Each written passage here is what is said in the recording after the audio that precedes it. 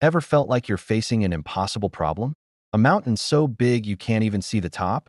Well, today we're diving into a story about a crowd of thousands, a handful of food, and a miracle that still echoes through time. This isn't just a historical account. It's a powerful lesson about scarcity, abundance, and the kind of faith that moves mountains. It all starts on a grassy hillside by the Sea of Galilee. Jesus has been teaching, and a massive crowd has followed him, hanging on his every word. We're talking about 5,000 men, not even counting the women and children. Imagine the scene. The sun is starting to set, people are getting hungry, and the closest town is miles away. The energy of the day is turning into the anxiety of the evening. His disciples, the practical ones, come to him with a very reasonable suggestion. Send the crowds away so they can go to the villages and buy themselves some food.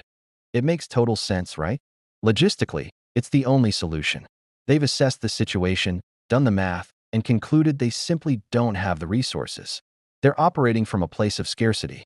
But Jesus turns their logic on its head. He looks at them and says something totally unexpected. You give them something to eat. Can you imagine their reaction? Philip, one of the disciples, quickly calculates that even 8 months' wages wouldn't be enough to buy just a small bite for everyone. The problem isn't just big. It's financially impossible. They are completely overwhelmed. Then Andrew, another disciple, speaks up. He's found a little boy in the crowd who is willing to share his lunch. And what does this lunch consist of? 5 small barley loaves and 2 small fish. It's almost comical. 5 loaves and 2 fish for a crowd of over 5,000 people. It's like trying to fill a swimming pool with a teaspoon. Andrew even says it himself. But what are they for so many? This is the turning point of the story. It's the moment where human logic hits a wall. In our own lives, this is where we might give up, throw our hands in the air, and say, it's impossible. We see our 5 loaves and 2 fish, our limited time, our small budget, our lack of experience, and we compare it to the giant crowd of our problems, and we feel defeated. But Jesus doesn't see limitations. He sees potential. He tells the disciples to have the people sit down on the grass. He takes the small offering, the 5 loaves and 2 fish, looks up to heaven, gives thanks, and breaks them. Then he gives them to the disciples to distribute to the people. And then, the miracle unfolds. The disciples start handing out the food, and it just doesn't run out. Everyone eats. Not just a small bite, but as much as they want. They are completely satisfied. The Bible says they all ate and were filled. The feeling of scarcity and worry that filled the air just moments before is replaced by a sense of awe and overwhelming abundance. But the story doesn't end there.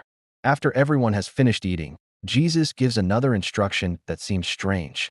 He says, gather the pieces that are left over. Let nothing be wasted. So the disciples go around and collect the leftovers. They fill 12 baskets with the broken pieces of the 5 barley loaves. 12 baskets. They started with a boy's small lunch and ended up with more leftovers than the food they began with. So what does this incredible story mean for us today? It shows us that what we see as not enough is more than enough in the right hands. It challenges us to bring our 5 loaves and 2 fish, our seemingly insignificant talents, resources, and abilities, and offer them up.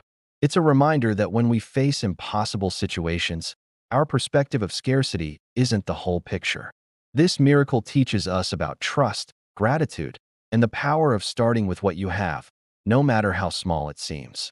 It's a powerful message that what seems impossible with man is possible with God. The story of feeding the 5,000 isn't just about a meal that happened 2,000 years ago.